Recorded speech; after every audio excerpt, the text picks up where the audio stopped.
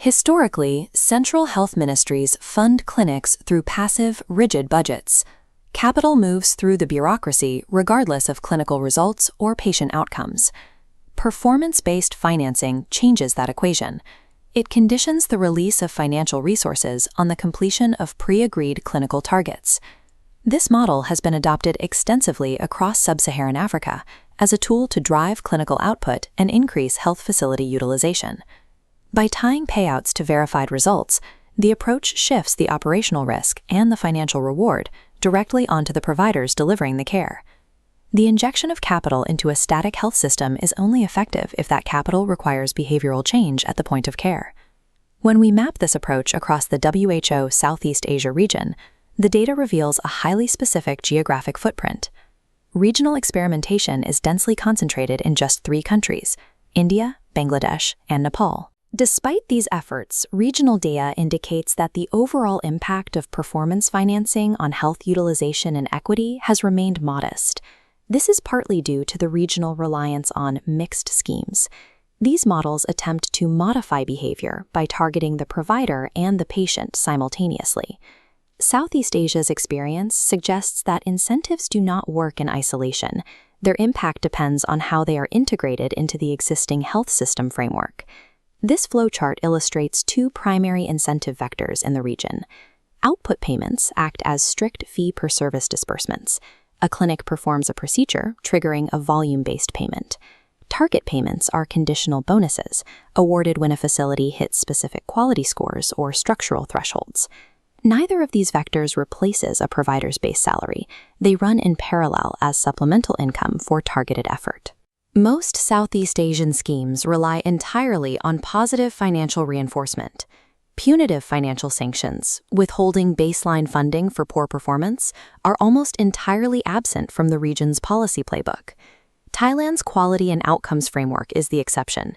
It places a portion of existing hospital budgets at risk if primary care indicators are not met.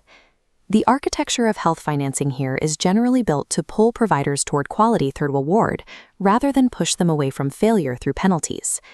Maternal and child health is the primary clinical target for these regional financing schemes. Institutional delivery rates and the provision of emergency obstetric care serve as the core metrics that trigger facility payouts. A secondary focus is applied to infectious disease, specifically tracking new cases of tuberculosis and rewarding treatment adherence. These specific crises are responsive to performance financing because their protocols are standardized and their outcomes depend directly on provider intervention. This chart details the distribution of performance financing schemes. Notice the dominance of mixed demand and supply schemes within India, Bangladesh, and Nepal. This matrix breaks down the differences between the 2 dominant architectures. Supply-side models focus exclusively on the clinic, motivating healthcare workers to improve service readiness and community outreach. Programs operated by BRAC in Bangladesh typify this supply-side approach. Mixed schemes introduce a demand-side addition, pairing provider bonuses with direct cash transfers distributed to the patient. India's Janani Suraksha Yojana and Nepal's AMA program utilize frontline community workers to bridge the gap between supply and demand. The patient cash transfers are designed to cover transportation costs and help overcome geographic isolation. Supply-side schemes fail if patients are too poor to reach clinics. Mixed schemes resolve this by financing the patient's journey to the provider. Theoretical designs struggle with operational reality. This cycle maps the flow from target setting to payment. Payment breakdowns happen when incentives are too small to alter routines, as seen in Indonesia. Verification friction is also common. Fragmented information systems cause severe administrative bottlenecks. In Bangladesh and Nepal, these verification failures resulted in bonus payments arriving months after the clinical work was completed. Additional friction stems from top-down design. If central bureaucrats set targets without local consultation, rural staff may view the goals as unachievable. The mechanism relies on a consistent link. If operational delays sever the connection between effort and reward, the behavioral incentive fails.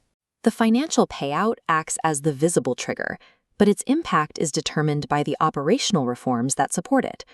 Viewing these mechanisms as isolated bonus schemes obscures their role in system-wide reform. This model details health financing reform. The financial incentive is the apex, requiring two foundational layers. Verifying outputs forces ministries to upgrade data transparency. And to earn incentives, clinics need managerial autonomy to resolve supply bottlenecks. The mechanism uses the paycheck to enforce standards for governance and clinical data. Without geographic adjustments, these schemes naturally direct capital toward well-resourced urban hospitals capable of hitting high-volume targets. To prevent this, targets must be equity-adjusted to reward clinical progress in impoverished or remote areas. The evidence establishes 3 rules for future deployment.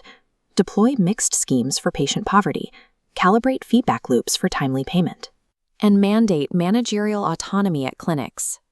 When structured to address systemic friction rather than output volume, performance-based financing becomes a mechanism for achieving universal health coverage.